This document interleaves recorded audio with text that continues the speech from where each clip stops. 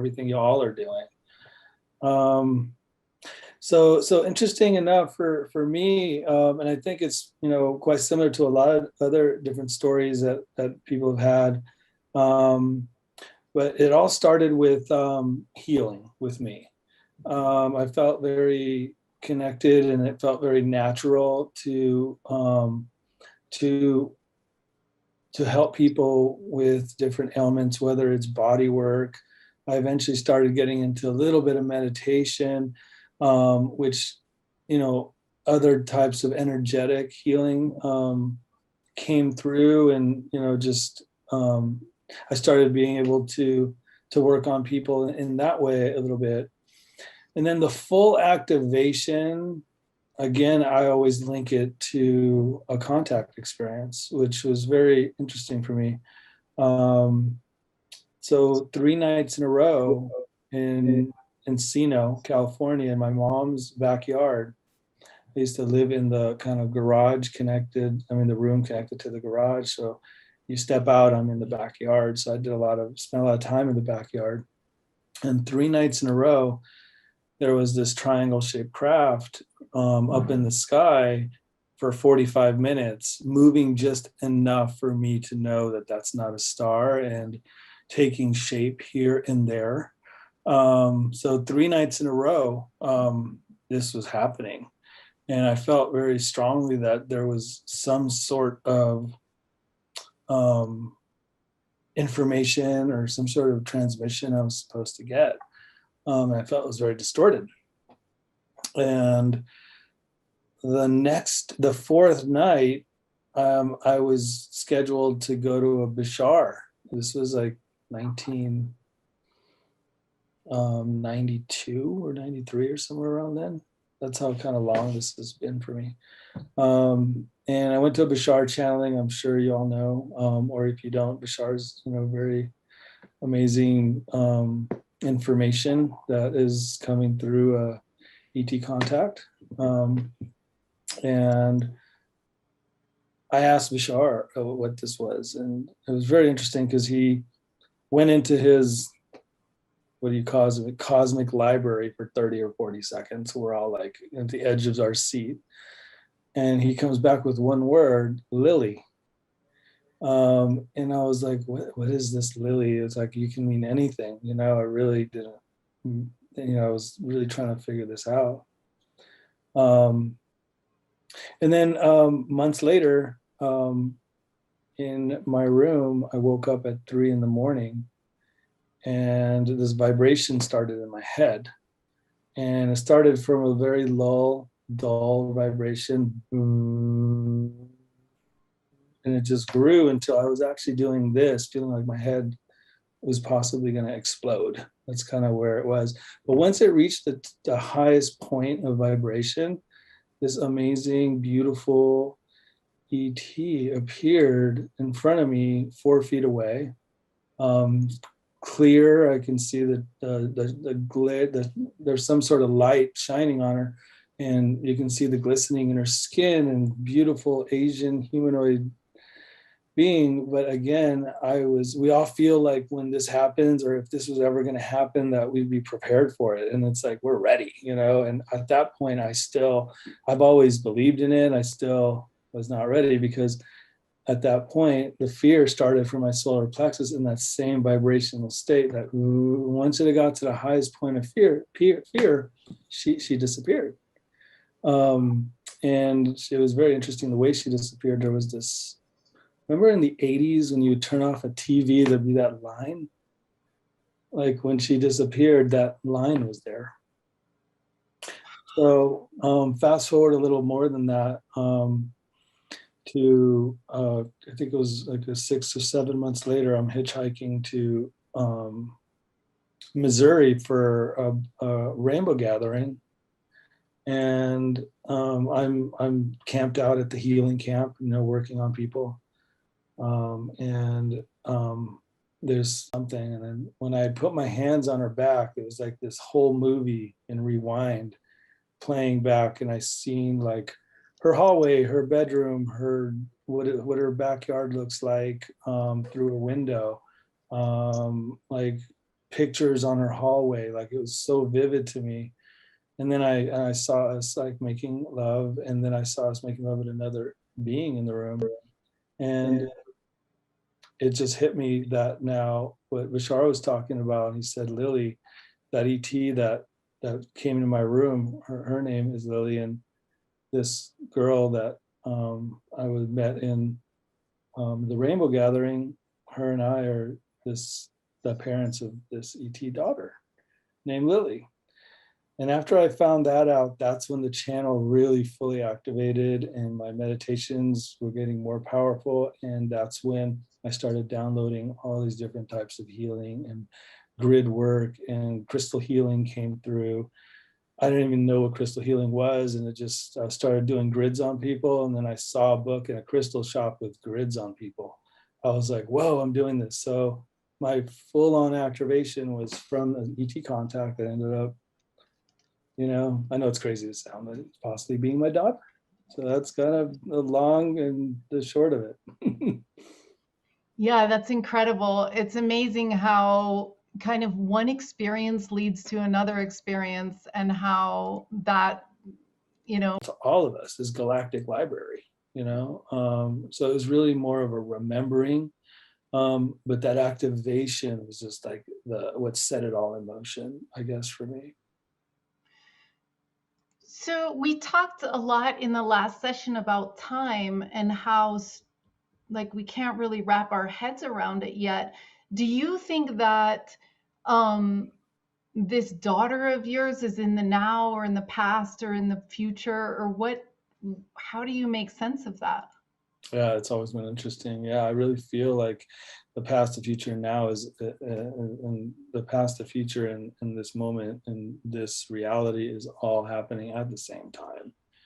You know, I started having experiences also meeting a lot of my star family and different beings like the mantis and Arcturian and Lyrian and seeing these beings and traveling with these beings in some of these regressions that I've had, and then remembering that these beings were just future selves, and it's all in the same exact moment. So I feel like, and I've heard it from so many people that were it was like an accordion, and it's just, when it's like that, feeling you're in this reality. When you open it up, you're in all these different dimensions. So and so I've been able to kind of validate that through my experiences as well. Interesting. So what do you think of your Adrian self here? Like, are we these like, what do you make sense of what we're supposed to be doing now? And I mean, yeah, how do you make sense of your life as a person? Yeah, it's really interesting. I feel like, we are infinite beings. There's no beginning or there's no end to us. So that we have this endless amount of whatever, if you want to even call it, time to, learn how to work with, karmic debt is a big part of this that I feel.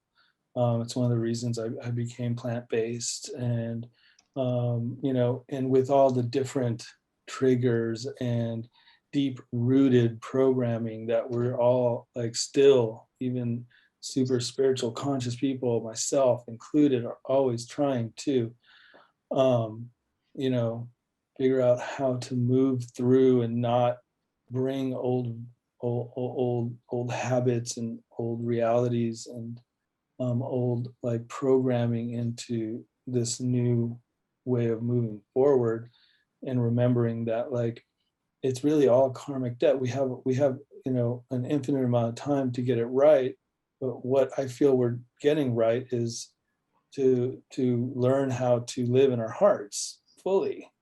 And there's different ways of collecting debt, perfect, like positive debt, or even negative karmic debt, or there's so many levels to that. So it's really just a learning to get to that point of ascension. It's kind of like I always like to refer to it as um, being in a hot air balloon, and we're just dropping sandbags to ascend, and that those sandbags are like karmic debt, you know. And the more that we put on, whatever that be, how we treat people, how, you know, how we treat our animal family, the planet, or, you know, how we go about our, you know, our day. Even in Christianity, there's so many different, it comes up in so many different ways through the spiritual communities, wondering if, you know, the religious, you know, Christianity, even with reading some of those teachings, like Jesus always said, I am the way, but if you really research the way he was and the way he walked, it was very pure, you know, even pure of even thought. So getting to that point to where we can even be super pure of thought, and then living in a non-physical reality, and, you know, levels of even that type of density, where we're even non-physical beings. So I feel like in this life, getting to that point to where I was in the music industry, I was about to start, you know, working in film, like really deeply, because I've been working in that for a long time and I really wanted to pursue that. And then finally getting this transmission after I was ready to start casting a movie, and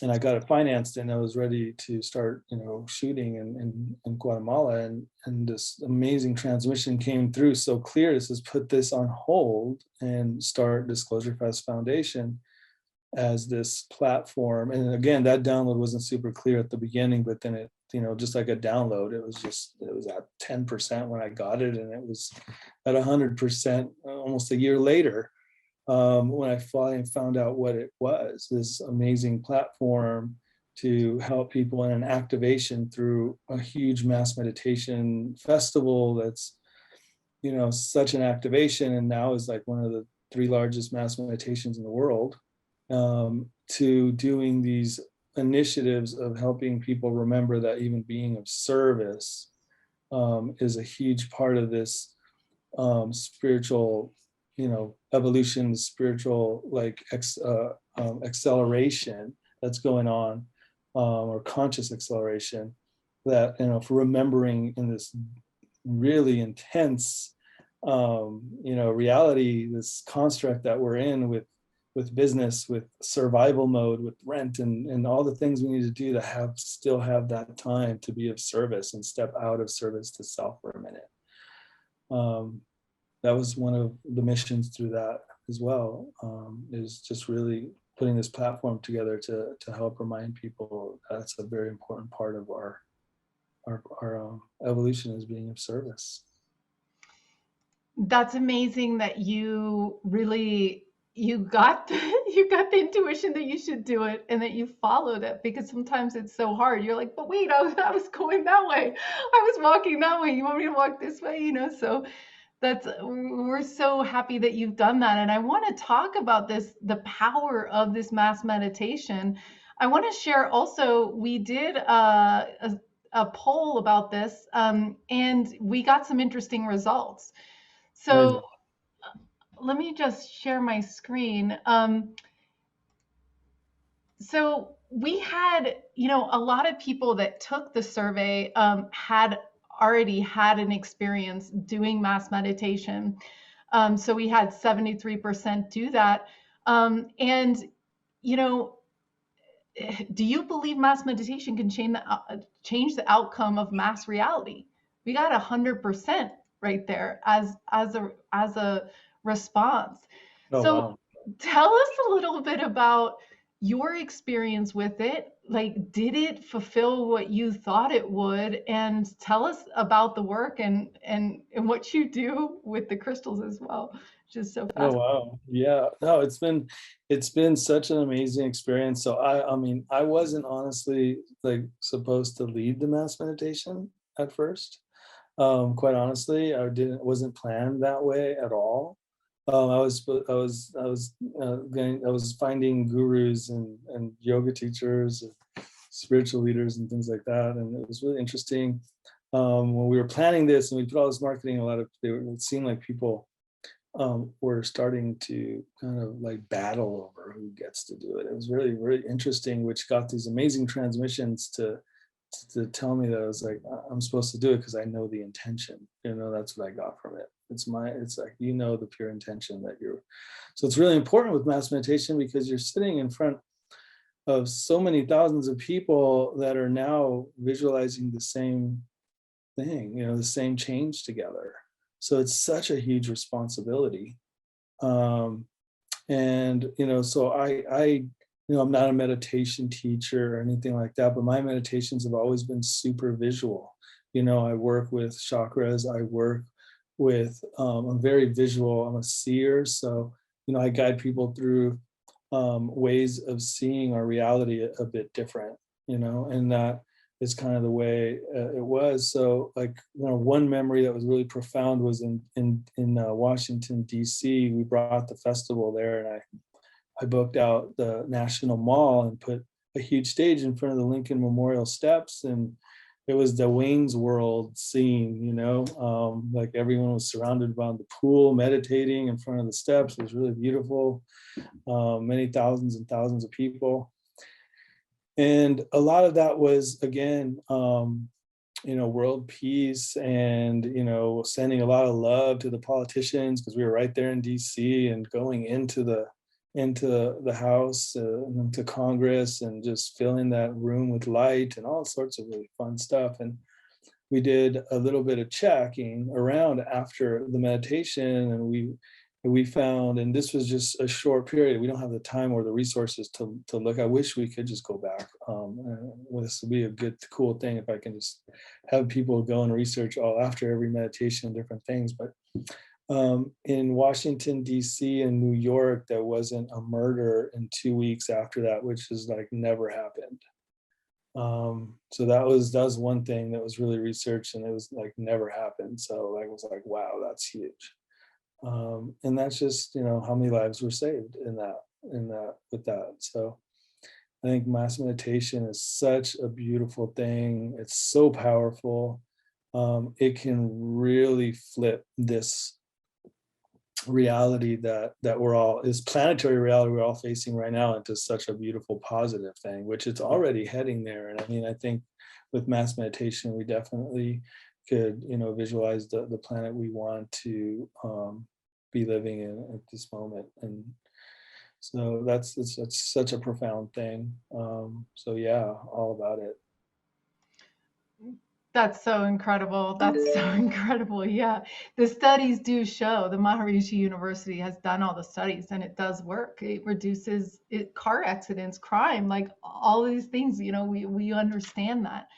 And what's so cool is that coherent meditation is stronger than chaos. So you don't need that many people to do it. Right. So that's just so powerful. And I was reading the other day that the monument is actually like, because of the components of the stones that are made, it's an amplification device. So Mhm. doing it there may have been a very powerful place to do it. Yeah, very powerful. A lot of people don't know a lot of the work we do behind the scenes. So even with that DC event, of me and 4 other light workers did spent 37 hours 1 week prior to the mass meditation, reversing the pentagram grid that the streets of DC are made in. I don't know if you researched it. Like, the streets are actually made into a pentagram where it feeds into the White House, and then another ley line goes right to the house. We spent 37 hours with light workers bearing crystals at every point and every crossing of that pentagram, putting light pillars, columns of light, and then supercharging that with a mass meditation. So that's a lot of work we do. And a lot of the transmissions that came through with this was to actually go and go and travel through these different earth grid. I'm going to turn this off. Sorry, that was me, by the way. And travel to different places and bury crystals, and a lot of things what we do with our mass meditations. I don't know if you were experiencing that. I have a bowl of over 3,000 crystals, 4,000 crystals sometimes. And every one of those people in front of the stage or in the live stream get to supercharge these crystals with their heart frequency. And these are the crystals that I take all over. I've done probably over 4,000 grids in the last 5 years. And these are the crystals that we kind of bury all over the place in different types of meditations that we do at these markers before we fire up a certain grid for some very amazing reason that was downloaded in transmission.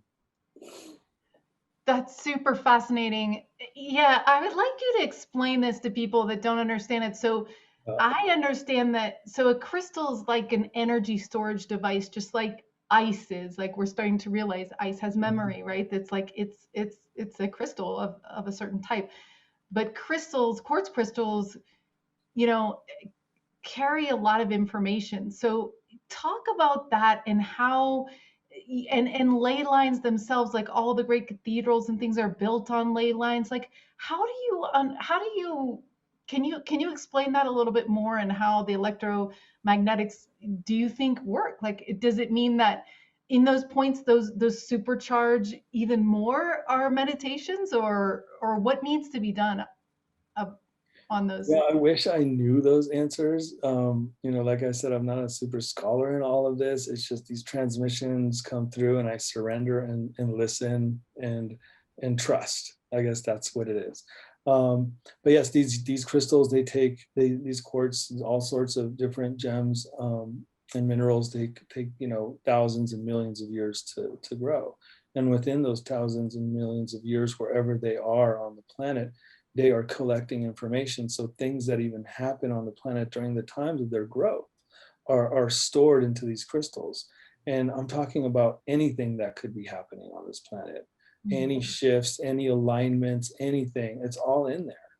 A lot of times when you get a crystal and you're like, oh my God, I love this crystal so much. But at some point in the time that you've had this crystal, sometimes you just give it away and you wonder like, man, I love that crystal so much. Why did I give it away? You received the download from that. You know what I mean? And then now that download was, and the person you're giving that to are now are calling in and recreate the reality to receive that information as well.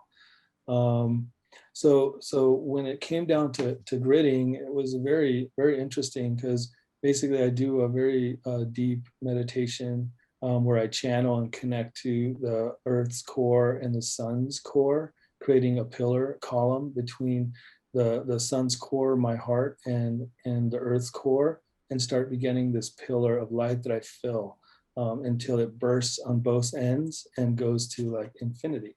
And that's my way of quickly doing a meditation to connecting to that source energy to receive the information, the transmissions that I am ready to receive. And when it comes to these griddings, what I do, what happens is I'll get like a place just comes through, and then the name of that place, and I'm like halfway in trance in meditation, halfway still scribbling on a piece of paper. And so I'll scribble down a place, and then next thing you know, a rock formation or something will come through, and I'll just draw it while I'm halfway in and out. And then if it's a road or if it's a tree or something will come through, and that's all the information I need to know for marker one. I know where it is. I know what date around I need to be there. I know if it's during the day or evening or sundown or whatever. All this information comes through, and then I move into 2 or 3 more of those. And then I pack my bags and I'm gone for a trip. And I do this a lot. And I teach actual like workshops on this type of meditations to do that. And actually some people have already been doing that through these type of these group channelings that I've been doing. Yeah, you were telling me about that. It's so fascinating. You allow people to go into a meditation channel, write down through light language, then interpret their light language and know where the earth where we need to go. It's Yeah, fascinating. It's a really huge movement of people doing this and pouring their healing into these special places. right. That's so fascinating. Yeah. Yeah, I wanted to show So you one of these if I can just okay. show you maybe one of them, how they actually come out. Um,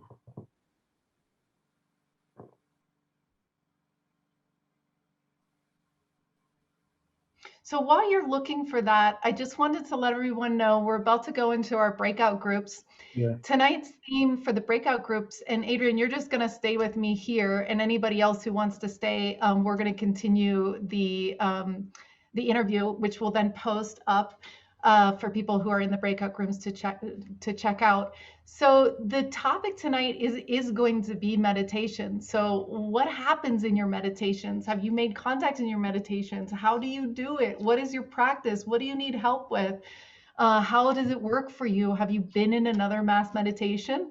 These are the kinds of things you guys can discuss. And then always, if you need support in your life, you can also ask for that, unrelated to meditation, right? We're here to support each other. And each person, you're going to be in groups of 4. Each person is going to get about 5 minutes, and that person should be able to speak uninterrupted. If they want feedback, they can ask for it. And you'll have one person that'll be a timekeeper in each group just to keep everything moving. And again, I'll start the breakout groups. If you don't want to join a breakout group, you don't have to. You can stay in this main room. So just ignore the message, and we'll see everybody in 20 minutes. In the first section, I'm going to be moving people around a little bit to make sure that we have the right number in each group. So don't start getting into a deep share until a couple of minutes in. So here we go.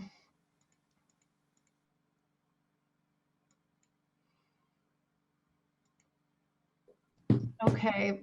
And Adrian, why don't you share what you were gonna share, and also talk a little bit more about this process of taking people into this channel where they're interpreting their own light language, and maybe you can talk a little bit about that as well. So for an example of like what I get, like, and a lot of people get the same thing when we do these. So here is, I don't know if you can see it. Oh, I have to, you can't see it with this, sorry. There's a background. But yeah, I'm not gonna be able to show it to you this background. I don't know how to take it off real quick. So what was that last question? Yeah, so just describe a little bit how these work for you, with the sessions that you do, where you teach people to listen to where they need to go, right? To Right. listen to where they need to do the grid work, and listening to their own, light language and how they interpret it. Yeah. It would have been nice to show you this, but you really can't see it with this background thing. But yeah, so the first part of this channeling is you kind of, or once you get to that place, and some people take a little longer than others, and some people don't, is you start scribbling all these different symbols that just come through, and they can look all different. I've seen all different types. I've seen really, really interesting ones. And then I take you through another meditation on how to decode that, through your hands. And then from there, that's when the rest of this information comes through, where you fill out the different markers that you're going to do. And once you fill out, let's say you have 3 markers, so three places. You go to one place, when you're supposed to go there, you do your thing, you do your meditation, you fire up your column, you bury your crystals, all the different things, and you start heading to the next place. And then now, after you've activated this next marker, now you're sending energy between the 2 markers. Okay. Now you're visualizing this amazing energy bouncing back and forth, these 2 markers, as you make your way to the third. And then you actually do this third, and now you have 3 points, so right, and you fire up, and so now you're sending this energy between these 3 points. And these are 3 points. I've had one in the Sphinx in Egypt, to where I had the other one in Las Vegas, and the other one in Mount Shasta, and that was my triangle.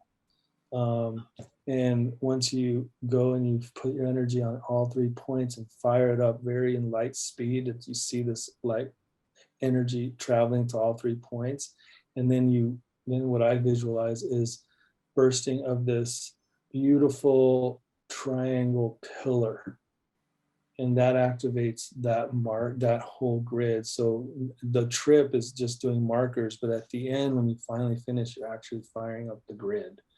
A lot of times there's 3, sometimes there's 4, sometimes there's 5. But 3 is a big one that comes up for me. And they're always for different reasons, you know, ascension, acceleration periods, helping trapped light worker souls that have been caught up in drug addiction or mental illness to help get back into their bodies. So many different, I mean, there's so many different, dozens and dozens of these that have come through. Like, this is the reason you're doing this grid. And it's going to be for you. It's nothing, it's not so important about what I did. It's teaching this to other people, and they get their own reasons. And it's very powerful stuff, equally as powerful. You know, does that make What sense? is, Is that really done like that? Because yeah, honestly, yeah, I didn't know about this until it just came through. So I love to yeah. hear somebody else's. It would make sense that there's 3 because that's a triangulation, you know what I mean? That's a triangulation of points. So that would make sense. What is your feeling about, if you know, we all need to heal, right? We all, that's like something that's universal to all of us. What is your advice to people about healing, since you are essentially a master healer? I wouldn't say that, but yeah, I think we all are master healers.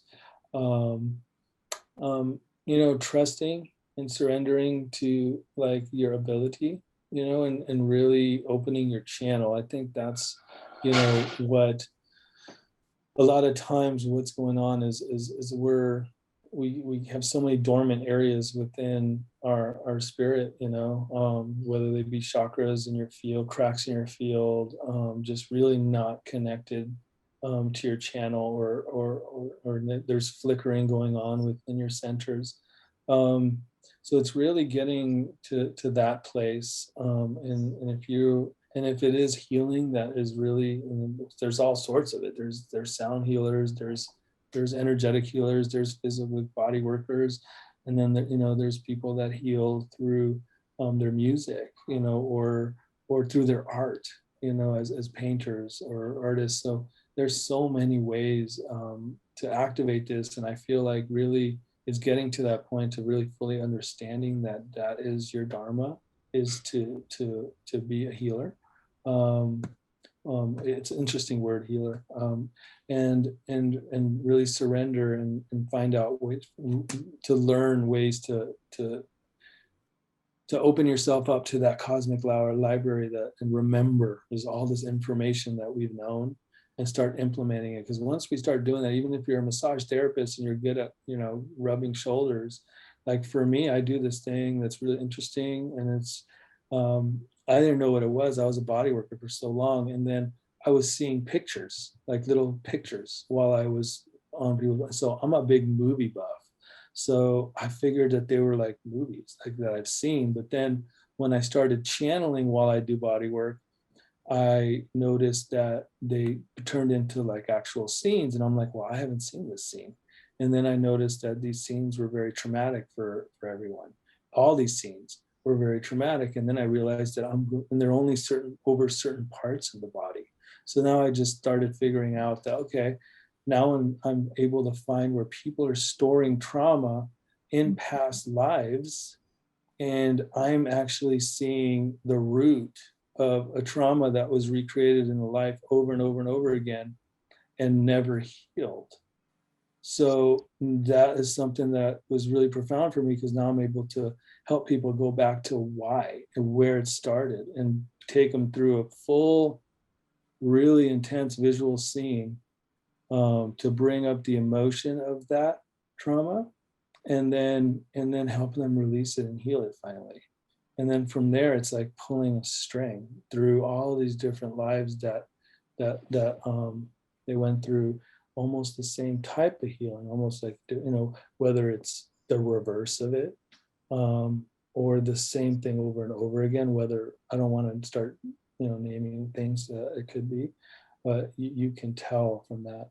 And that just came through. It's not something that I started doing. I started just doing body work, and then that started coming through because of allowing that channel super to open and be able to now, you know, do my form of channeling through with meditation.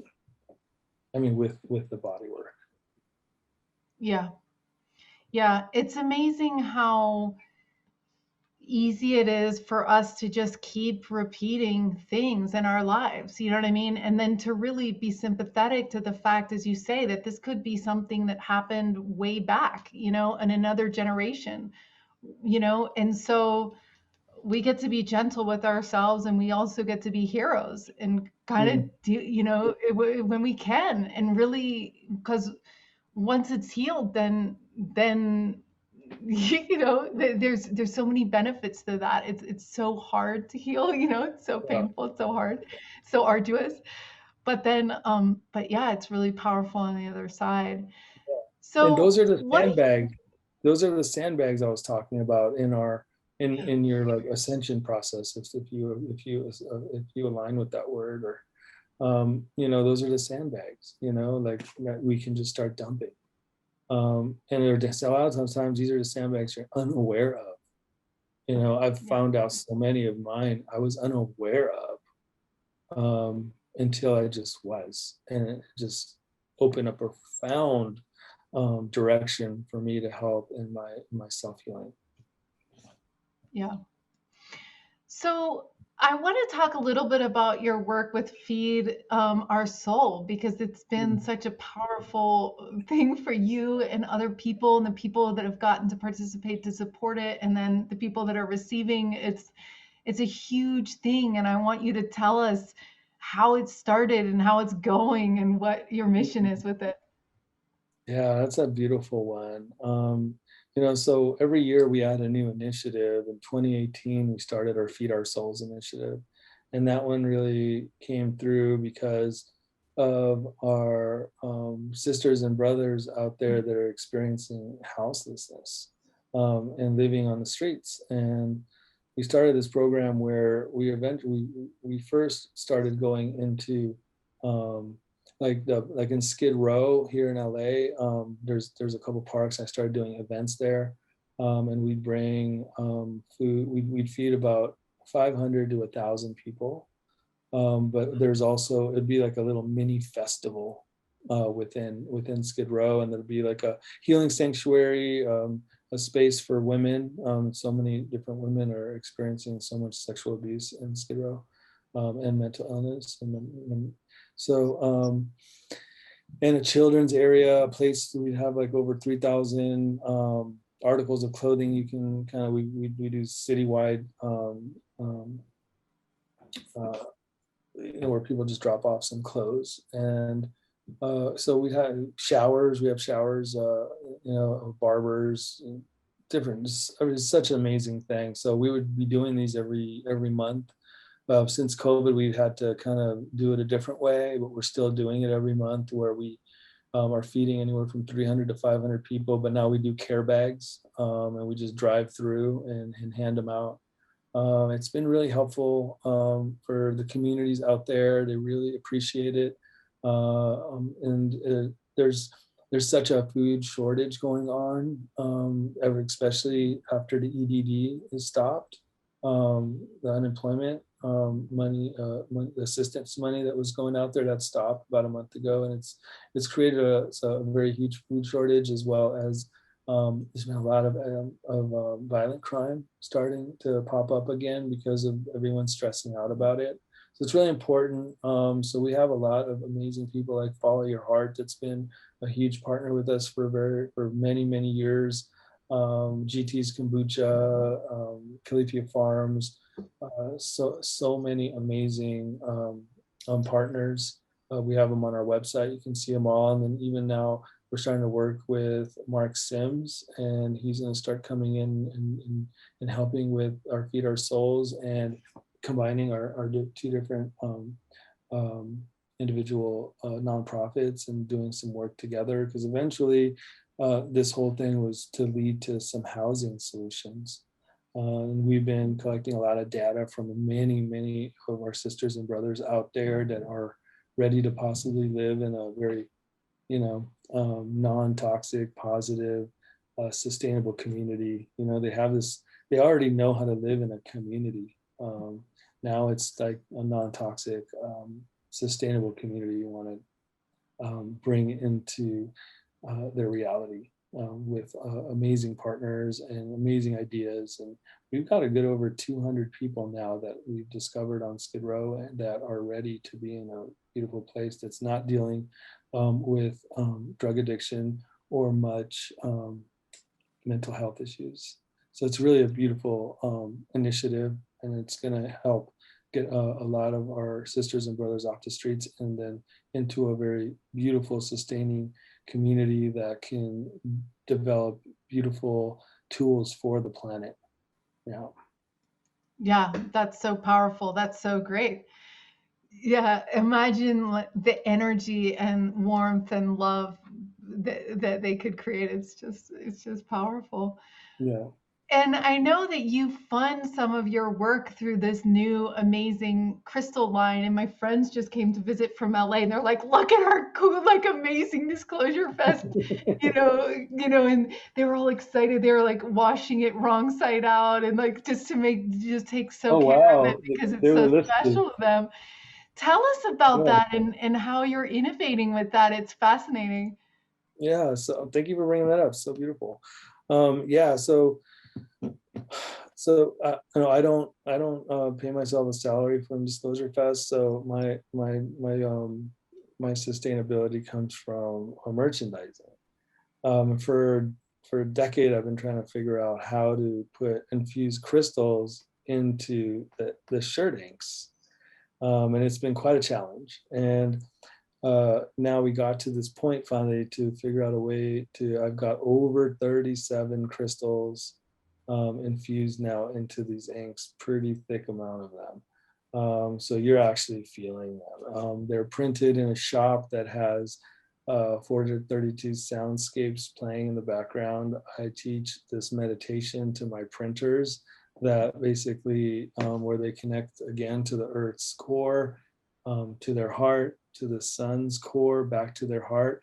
And once they feel their heart, it's a manual printer. I don't want to do this on any automatic printers because I need that meditation of pushing the ink from your heart onto the shirt. And then they're supercharged on a biomat for 24 hours before they're shipped out, and you get a little stick of sage with them and some crystals, and you do your own little blessing ceremony when you get home. And it's like this really cool thing, and they're very very I mean, I keep wearing them and I was like, wow, I feel them. Everyone that calls me that like got one is like, man, I feel it, these are amazing. So yeah, I'm super stoked, and every single dollar that goes in is again to help fund our initiatives and to keep doing our Feed Our Souls and our Starseed initiative, working with children in children's schools, which is the next thing that we're doing now. Well, we've been doing it now for a while, but now we're about to move into this next phase of it, is bringing a permanent curriculum into children's schools where these children can, before they even start their classes in the morning, they are in mass meditation together. So there's a school we're about to start with almost 500 students every morning are going to be in mass meditation before class. A class in school now is yoga. Another class is going to be meditation, sustainability, composting, like things that I wanted to learn in school that I had to wait till my 18 years to finally start bringing into my life. Now children from kindergarten through 8th grade are going to have experience to have a permanent curriculum. In this way, have plant-based Mondays, where it's we're just compassion for animals and plant-based options every day. So that's Darcy's initiative, and that one's going to be, you're going to be hearing a lot about that one soon, because now we're actually going to start having meetings with LAUSD and bringing vegan chefs into schools and all sorts of really amazing things. Wow, that's incredible. Yeah. So incredible.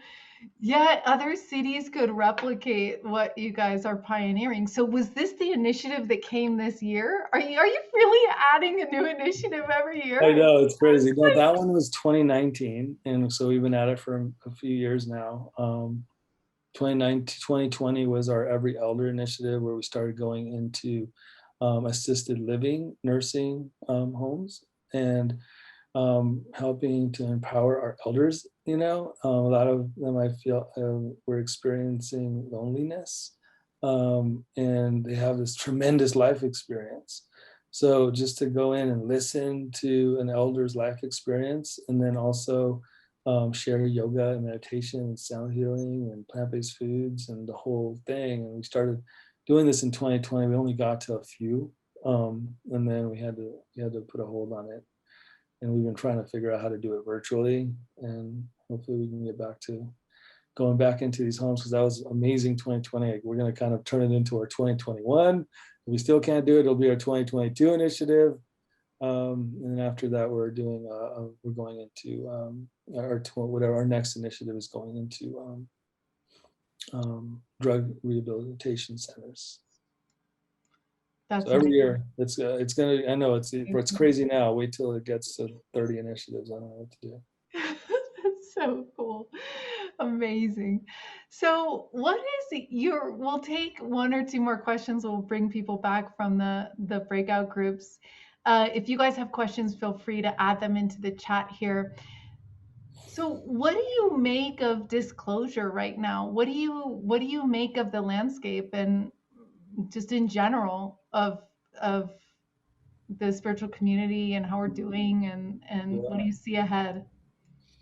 I mean, it's like the disclosure that most people like relate to, which is ET and conspiracy disclosure, is definitely happening. We've never been at this place before, and it's going to be spiraling, and we're going to be seeing so much information and disinformation, as we always have. Which is why DisclosureFest has never really been about that disclosure. It's always been about the disclosure of you and me. That disclosure is the most important part, because learning about ETs, for me, like when I learned about it, I was like, okay, because I was putting so much energy out into that. And then I wasn't still doing the inner work, which is another reason why I started DisclosureFest too. Why it came through is I was going to all of these contacts. I don't even want to name the event, but these type of conferences, and noticed that I was being more addicted to the information than I was actually bringing the information home and utilizing it. So the word disclosure and DisclosureFest is really more about disclosure of yourself, and the remembering of, the reflection that you are of every living being, and the oneness in the universe. But yeah, as far as that disclosure that we all know about, it is coming. It's coming strong.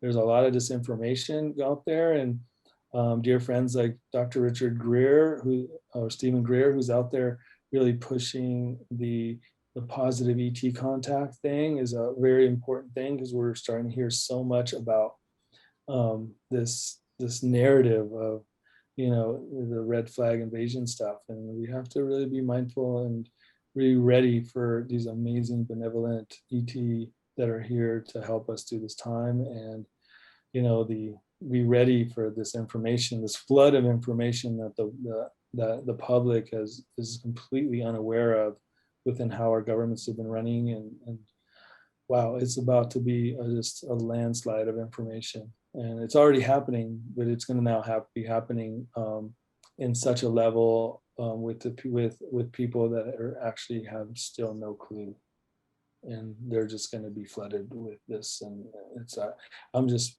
a lot of the meditations that I have has been kind of sending energy to help through that part. It's helping people just be ready for the information that's about to really flood through on a mainstream level. Yeah, that's really fascinating. That was something that someone said to me recently, like, you want to explore all these dimensions and do all this stuff, but it can take you off track because you still have to deal with, you know, like you said, like be embodying love and all that. So you're talking about this information addiction, you're talking about this big drop of a drop of information, and Dark having, information. Dark information. right, yeah. So again, what's your kind of synthesis of where to guide people back to? Like where are you where are you where where are you guiding people to their North Star? Where are you pulling them into your heart? Where are you telling them to go? Yeah, you totally cut out in most of that, but you're back now. Could you repeat the question? Okay. Yeah. Yeah, So you said this very astute thing about how we get addicted to information, and it can lead us off track where we don't even do the inner work that we're supposed to be doing, right? Because we're yeah, just consuming the information. yeah, Where would you direct us back to? Like yeah, where would you tell people to look for their North Star and focus yeah. there? It's really interesting because it's all really programming, and it's deep rooted, and it's for so long, for so many years and lives. Um, so even someone like myself and you and many of our amazing people that have been doing so much of the conscious work, um, we all fall into this program still, and a lot of these people that are at the cusp of remembering or not even close in their vibrational scale, it's gonna affect them in such a profound way, and the triggers and the impulses and the roots to where they go to is again fear state. It's always easy to get to that point, and even when it's hard for us, um, I can only imagine how hard it is. Like I struggle with it every day, and I can only imagine with someone that's just in the cusp or the verge of remembering is what it's going to do. So yeah, my advice is really getting back into your meditation practice and daily meditation practice, and remembering that like this is all an illusion, so we also are all creators that co-created this illusion together, and that we all have this power to to shift this reality into whatever reality that we would like. um, and as much as that sounds difficult, it is literally that simple. But really getting back into the heart and bringing your meditation practice into your life daily.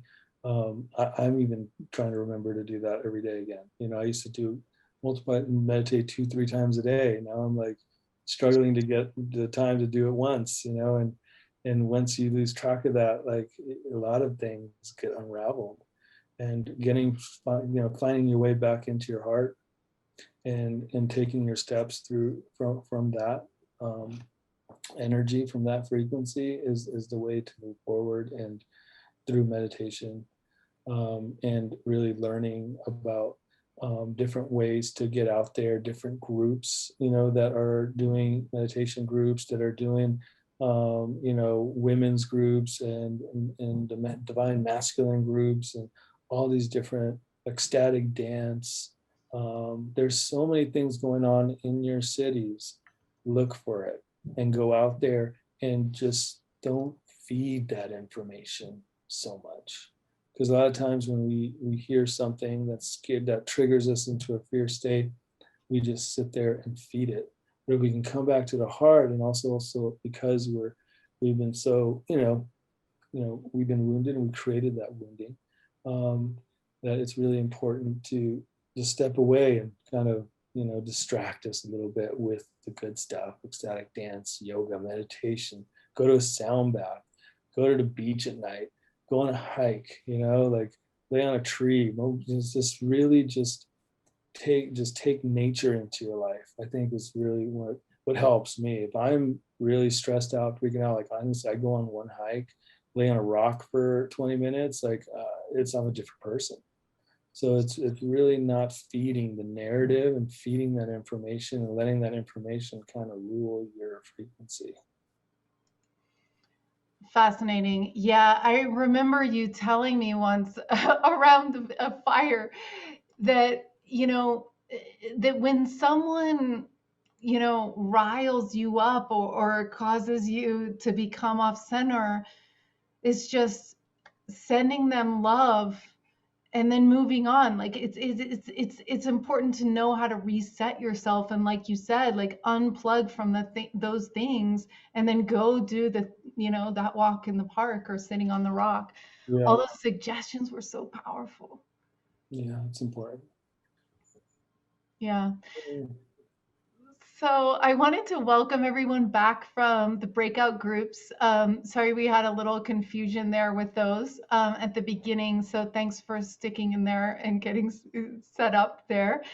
You just mentioned, Adrian, this whole, the dream, the hologram kind of idea. And, next week, in 2 weeks, we're going to be having Riz Verk, who is the author of the simulation hypothesis in the simulated multiverse. And so he's just coming out with his new book, and he's going to be talking about the Mandela effect, quantum computing, and this whole, hypothesis is very fascinating ideas.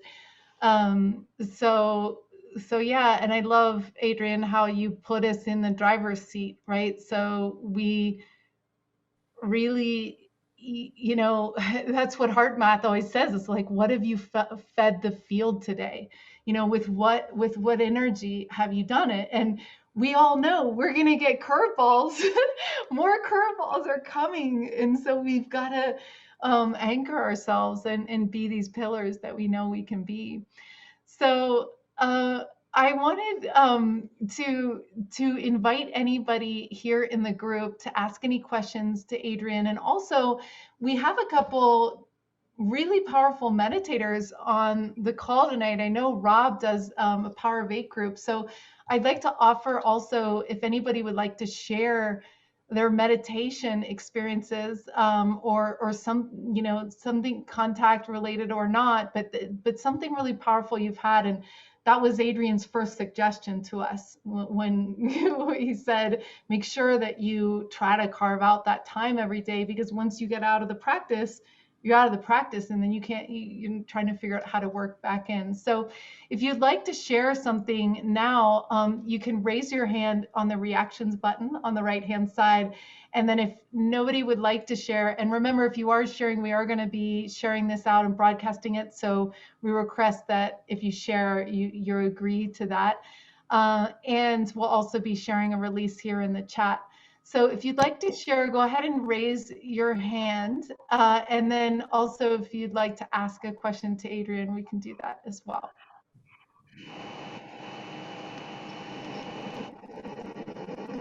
Rob, would you like to talk? Okay, great. Would you like to talk a little bit about your Power of Eight experiences? Let me just. Sure. Sorry, my internet is so wacky today. I can't even pin people. It's so crazy. Here we go. Can't do it here. You can pin yourself, actually, Rob, I think. Here we go. I just have to start talking. I just have to start talking. I'm hearing a wicked echo. I'm hearing a wicked echo. Very unusual. Zenko, could you mute yourself and see if that makes it? Zenko, could you mute yourself? Okay, now let's try it. Okay, now let's try it. Doesn't work. Something's going on very strange here. Let me try to. Going on very strange here. Let me try to.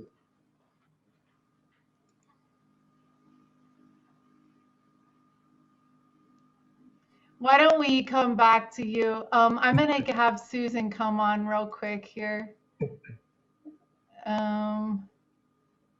Susan, it's so good to have you. And I know you were, in the chat talking about how it was great to hear about what Adrian's doing in the schools, because you're also a pioneer in that. So you have the floor here. Go ahead and mute yourself. I'm very, very excited about what you're doing, because it's very excited about what you're doing. Somebody else has there's feedback. It's somebody else a thing open or something. Feedback. It's somebody else a thing open or something. Their mic open. It's giving feedback. Okay. Mic open. I think that's okay now. All right, so I'm excited because I've had a vision since I was in grade 1 of changing the world. And I knew it had to start with the children. I knew it had to start in the schools. And this all came out of, I had a near-death experience at age 2. And so I've had a lot of different kinds of experiences throughout my life that have I was in a coma for 2 weeks after the MMR vaccine. And I won't get into a lot of details about that, but that experience has given me a vision of what it is like to be fully conscious and aware and be in that space of unity and love. And so I always had difficulty with being on this planet. I kept asking, why am I here? And by the time I was 4, I used to pray for a spaceship to come and take me home. I'd look out at the star Sirius and pray for it. And then I had my experience in 1971 with 5 Pleiadian ships in Niagara Falls. So I'm just jumping through it. And hearing your experience is just so enlivening and enlightening. And the importance of meditation is so vital and key. And this is something that we start our days with in the Peace School, which I started, and I'm regrouping it and bringing it out to the world and trying to bring it around to put it in Kenya and Belize and different places around the globe. I'd like to learn more about your school and how you started that, how you initiated it, how it grew, and I'd like to learn more about that. So that's where I'm at. And I know the meditations are vital because that's how we started our day. And we used to do one where we did meditation with, it was sort of like with song, and starting with doing the different tones, starting from the in the solar plexus and working our way up with our mouth closed, and then opening our mouths and letting the sound out after, you fill the cave here and let the sound out. And it was so profound. The children absolutely loved it. This was kindergarten to grade 6. And the sound was so profound that you could hear all the different octaves and harmonics. It was like Pythagoras and the music of the spheres. So anyway, I know that kind of thing is really exciting.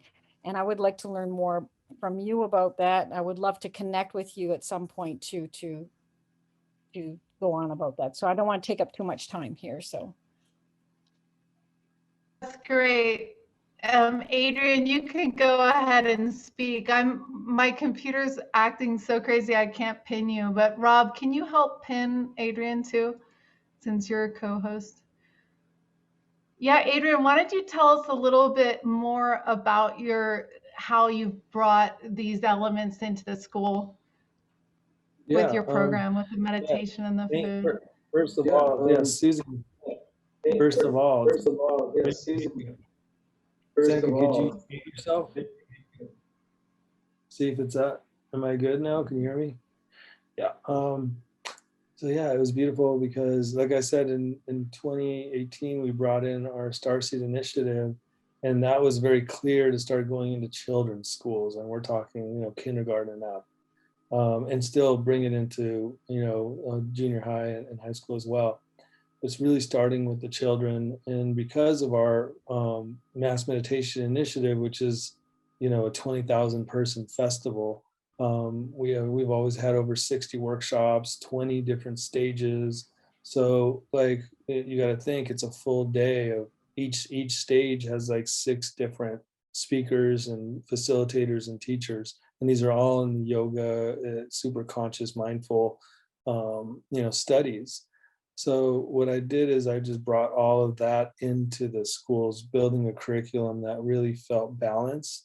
So what we started doing is partnering with different schools, and what we would do is we'd just come in one day of the month, and then that one day we would be there for 6-7 hours, and we would have the whole school participate in these different curriculums, independent from their normal studies that they do.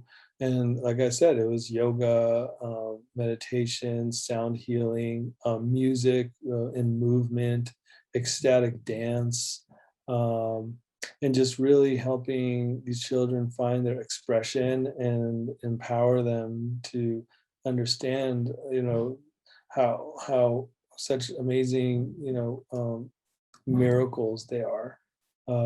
We incorporated this one we did at an animal sanctuary where we had a whole a whole group of children learn how to heal with their hands. And then we went into the horse corral and we started painting the horses. And these are all horses dealing with glaucoma and cancer and all sorts of amazing things that these children were sitting there with activated charcoal painting these horses.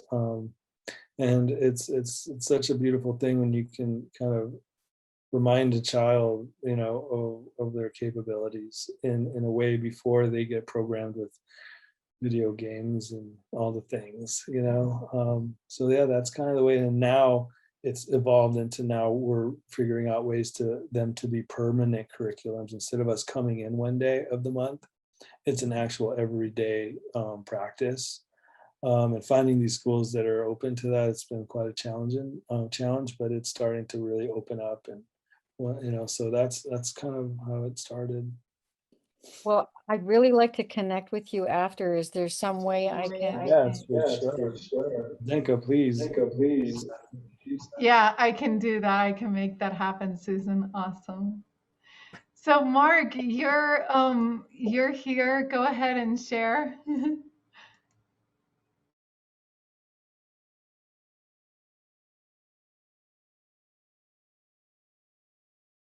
You're on mute, Mark.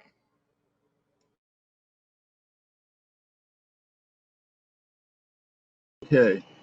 Oh, okay. So my question to Adrian is, I was thinking, by what you were describing, your experiences, making contact and all, it sounded also to me as the possibility is that you've done this for many lifetimes, and the experiences that you're having now, almost like you're naturally knowing kind of what to do. You never did this before, but you have a sense of doing things a certain way. So the question was, could this be from prior lifetimes that you've always been a healer and now it's coming back to you? Or do you think that this is your first lifetime as a healer? I mean, I really resonate with the healer thing in multiple lives. I haven't experienced a life where I'm recalling it yet. It's just very familiar at this point, and I resonate with it. But that's only, I know, because of, like, I'm really experiencing a lot of lives where I've dealt with unresolved trauma, and I'm still working through a lot of that to get to kind of, like, you know, help like clear my cup, you know, and like get that weight that's been kind of like dragging, you know, a little bit. And it's important stuff. Shadow work is so important. I'm feeling it hasn't, like I said, it hasn't came up fully where I'm like, you know, because I've had vivid experiences of lives. And that's one that hasn't really, but I super resonate with that. So yeah, thank you for bringing that up, because hearing that helps also when you do go deep into meditation, where things like that can actually pop up. And yeah, thanks for bringing that up. Yeah, I know Rob was going to mention something about meditation. Thanks for giving me the opportunity to speak. I actually, before coming to this, I heard about the DisclosureFest before, but I never knew that. I'm not sure if I heard it right. You can correct me if I'm wrong. I never knew that you also, or your organization, work with light codes as well. I'm also a light. I can see it back there. Yeah, right. I'm totally getting activated right now just looking at it. Yeah, you can find more about that. I was gonna bring that up. I'd like to actually work with you on this as well. But before I get to that, the question that I had was, I heard you speak about crystals, using crystals. I haven't used crystals a lot until maybe about a year and a half ago, when I started using them. But then I started hearing comments from people that some had concerns about extracting them in a proper way, not harming the land and whatnot. How do you make sure of that? I mean, they're selling, I've seen same crystal being sold for $5, $10. I know some of them are fake, but some of them are actually real. And sometimes I think that how are they able to, you know, sell them so cheap online unless there's a reason behind it. Yeah. So how would you go about around that? That's I'll let you answer that, then I'll talk about some Yeah, other stuff. yeah, it's been a thing for sure. I've always, because I'm always about protecting our earth, and over mining is a thing. A lot of these crystals get mined out. A lot of like Madagascar crystals, because Madagascar is like stuff that's like we've been discovering new minerals in Madagascar, and then all of a sudden we've not seen these anywhere in other parts of the world, and but they're just over mining, and then they're mined out, and then that's all you get. Right. And yeah, it's definitely been a thing. I think that's I've been a big component on, like, crystals do come to you. So like if you're at a crystal shop, and set that intention with your crystal, I'm blessing you, and I'm sending you love, and this is really, but as far as stopping that, it's just, yeah, it's quite impossible. There's a whole, Right. that's a whole thing. Right. Unfortunately, yeah, these are super powerful, and they do come to you, and then when you're done with them, you give them to someone, and it comes to them, and you get your dad. I actually ended up giving them out to my kids. Yeah, because I just felt like no more connections with me anymore. I just went past that, and I just handed over to them. But what I keep forgetting to tell you people is, like, with the gridding, all my crystals eventually end up back into the ground. Oh, that's amazing. It's really interesting. And I mean, I've literally buried in 2018, I buried like 15 crystal skulls, like probably like $6,000 worth of skulls. You know what I mean? Right now I'm working with a new meteorite that I found out that came from the Sirius system, supposedly. And I've just been so gravitating from that. Like, now these are going to start getting buried into the earth in all sorts of different places. So, when you're done with them, bury them. Who knows? I mean, there's your way of like, giving it back. Giving back. Right. That's true. And now about the light codes, I know I saw your eyes gleaming towards the one behind me. Yeah. This is like I said, I'm also a light language speaker and an artist. I actually started being an artist about a year and a half ago, actually more than about a couple of years ago, after having some recent experiences and contacts. And I have ongoing contacts. I actually had a past life regression, a QHHT regression a couple of days ago. It made a little bit more clear with some of my connections with the past and traumas and whatnot. But this right behind is part of something called, I'll let you see. This is just a small part, a very small part of something called the Reconnect code that came to me as download about roughly about a year and a half ago. And it took me about a month and a half to complete this document. There are 3 versions of it, and I'll probably share the link online later on. It's a Google Drive that I opened up. It's free for access for everyone. Anyone can access it and look at it. But it's supposed to represent information from an alliance of multiple beings and groups of beings from all across, not just the universe, the multiverse. And some people look at it, think of different things. Some people have said they could connect with their star families like Arcturus or Andromeda and whatnot. But yeah, I mean, when I was listening in the beginning, because I was in the middle of something, while this show started, all of a sudden I heard light language or light codes. I say, okay, maybe there is a reason I needed to attend this event today. But I'll be more than happy to connect with you and share some more stuff. That would be great. I would love that. Yes, I would definitely love that. Yes. Yeah, and go ahead and share the Google Drive link again here, MK, and we'll also put it in the recording notes as well. We'll do that. Thank you so much. Okay, Rob.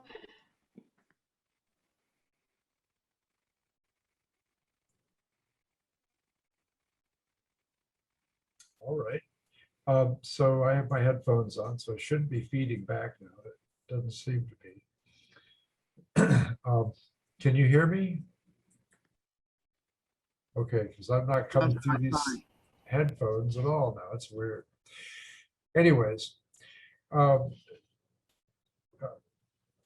of my dharma is to teach meditation. I teach to seniors here up in the Appalachian Mountains, and I probably, well, before COVID anyways, I touch anywhere from 30 to 100 people a year and teach them how to meditate. One of the things I've learned is that if for whatever reason you stop meditating, you can always go back to it, and it's easier the next time.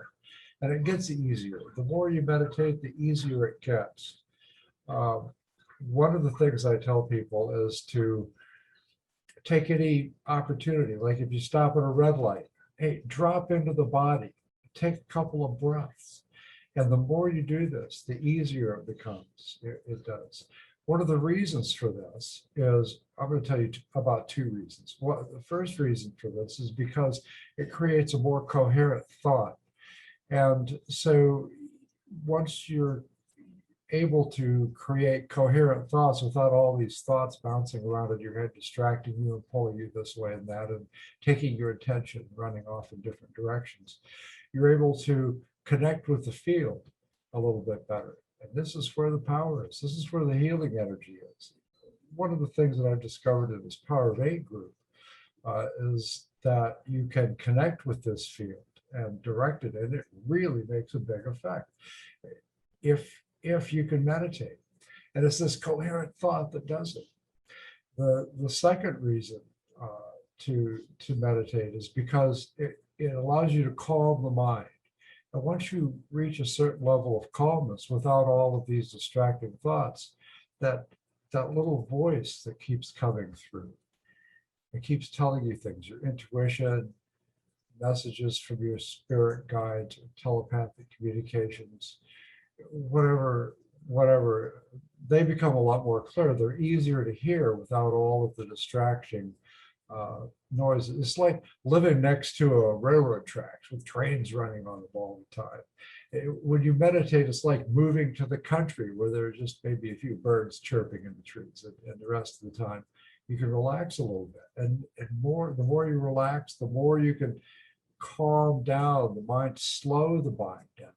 Just feel it slowing down a little bit as you practice meditation. The more you can slow that thought process down, you can open yourself to hear the intuitions come in. For the Power of Eight group that I've been doing, we've met 3 times now as to actually work on people. And the last time was last Tuesday, and it was probably the most successful session we've had.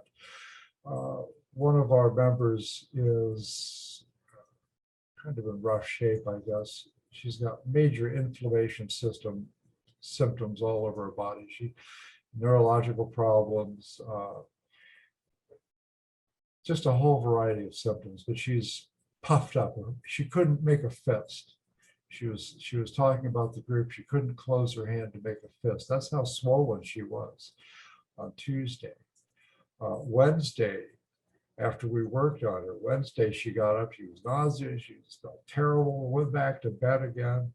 I sent her an email, told her to drink distilled water and flush the system out because she was so clogged up, and she did.